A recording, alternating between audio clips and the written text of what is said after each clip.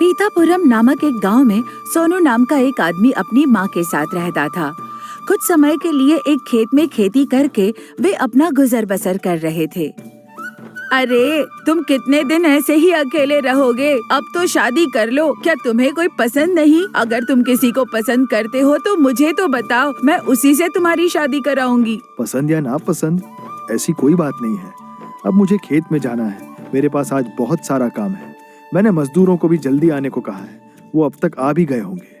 ठीक है, मैं आज की बात नहीं कर रही हूँ, लेकिन तुमको शादी कर लेनी चाहिए। मेरे अंदर अब इतनी हिम्मत नहीं कि मैं तुम्हारा काम कर पाऊँ। अच्छा माँ, मैं अब जा रहा हूँ। इसके बारे में बाद में बात करते हैं। सोनू काम संभालने के लिए खेत चला जाता है।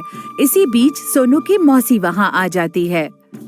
अरे मीना, घर पर सारा काम हो गया क्या? तुम जल्दी आ गई। अरे मैं बहू को घर किस लिए लाई हूँ? वही सारा काम संभालती है। अगर मैं काम करती हूँ तो उसे अच्छा नहीं लगता। कितनी भाग्यशाली हो तुम मीना। तुम्हारा बेटा मेरे बेटे से छोटा है, फिर भी तुमने उसकी शादी कर दी। अब घर का कोई काम तुम्हें नहीं करना पड़ता और मुझे देखो। सुनो, अच्छा रिश्ता देखकर तुम भी अपने बेटे की शादी कर दो। गंगापुर में एक रिश्ता है, उसको मैं जानती हूँ। लड़की बहुत अच्छी है, दिखने में भी बहुत सुंदर है। सोनू से कहो एक बार जाकर उसे देख आए। गंगापुर में? वो तो बहुत दूर है। मीना, क्या इतनी दूर का रिश्ता ठीक रहेगा? हम एक सुंदर और अच्छी लड़की चाहते हैं। अगर वो दूर है तो क्या हुआ? तुम्हें वहाँ जाना चाहिए। हमारे सोनू को वो लड़की जरूर पसंद आएगी। हाँ हाँ, तुम सही कह रही हो।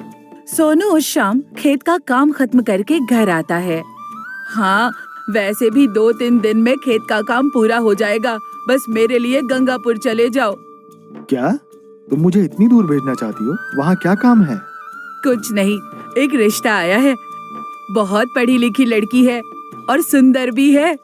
जब तक मेरी शादी नहीं हो जाती तुम नहीं मानोगी। ठीक है, जैसा तुम कहो। मैं 4 दिन के बाद जाऊंगा और मिलके वापस आ जाऊंगी। जिस रास्ते से तुम जाओगे वहाँ तुम्हारे एक चाचा भी रहते हैं। एक बार उनसे भी मिल लेना। हाँ हाँ, तुम हमेशा बताती थी कि मेरे चाचा गंगापुर में रहते हैं। मैंने उन्हें अब तक नहीं देखा है। अगर उसी रास्ते से जाना है तो मैं एक बार उनसे जरूर मिल लूंगा।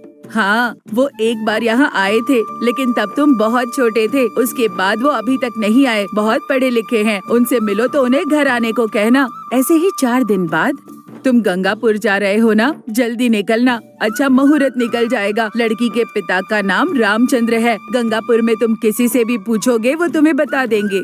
अच्छा, अगर मैं अभी चला जाऊं तो मैं वहां कल सुबह तक पहुंच जाऊंगा। मैं इतनी दूर तो जा रहा हूं, लेकिन अगर मुझे लड़की पसंद नहीं आई तो मैं मना कर दूंगा। ठीक है? अभी से ऐसी अशुभ बातें क्यों कर रहे हो? चलो जाओ। ये सुनकर सोनू गंगापुर के लिए निकल जाता है। कुछ दूर चलने के बाद मैंने काफी लंबा सफर कर लिया। अब मैं यहीं कहीं थोड़ी देर आराम कर लेता हूँ और खाना भी खा लेता हूँ। यह सोचकर सोनू अपने साथ लाया हुआ खाना खाने लगता है। अपने साथ लाया ताज़ा पानी पीता है और अपनी यात्रा वापस शुरू करता है। इस दौरान अरे, इतनी दूर से पानी लाना मेरे बस की बात नहीं है। काश हमारे आसपास एक कुआं होता तो हम उसमें से अच्छा पानी ले लेते। हाँ, अगर कुआं होता तो कितना अच्छा होता। मुझे उस सोहन से ये पानी खरीदना पसंद नहीं है। वैसे मैंने कभी सपने में भी नहीं सोचा था कि एक दिन ऐसा भी आएगा कि पानी खरीद कर पीना पड़ेगा। हमारा आधा दिन पानी लाने में और बाकी का दिन काम करने में ही निकल जाता है। अगर हमारे आदमी गांव से 10 मील दूर चले जाएं तो उन्हें काम मिल सकता है। हाँ, यहाँ 10 मील तक तो कोई जगह खेती करने लायक नहीं। हम केवल बारिश पर निर्भर रहकर फसल नहीं उगा सकते और ये भी तो नहीं पता कि बारिश कब होगी। अरे हम तो ये भी नहीं जानते कि होगी या नहीं। इस तरह जीने का क्या मतलब है? लेकिन ये तो हमारी रोज की कहानी है। आज क्या नया है? इस बीच सोनू कुछ दूर का सफर तय कर चुका था। आज सूरज बहुत तेज है और मेरे पास पीने का पानी भी खत्म हो गया है। कोई पानी लेकर आ रहा है, चलो उनसे पूछता हूँ थोड़ा पानी देने के लिए। सोनू उन दोनों लड़कियों के पास गया। सुनिए, मुझे बहुत प्यास लगी है। जो पानी मैं अपने साथ लाया था वो खत्म हो गया। क्या इस कटोरे में थोड़ा सा पानी डाल सकती हैं आप? मैं उससे अपनी प्यास बुझा लूंगा। हे भगवान, आप वो मांग रहे हैं जो आपको इस गांव में नहीं मांगना चाहिए। हम आपको ये पानी नहीं दे सकते। हम इसे दूर से खरीद कर लाए हैं। एक घड़ा 2 रुपए का है। तुम क्या कह रही हो? तुम्हें पानी खरीदना पड़ता है? यहाँ पानी बिकता है? कमाल की बात है।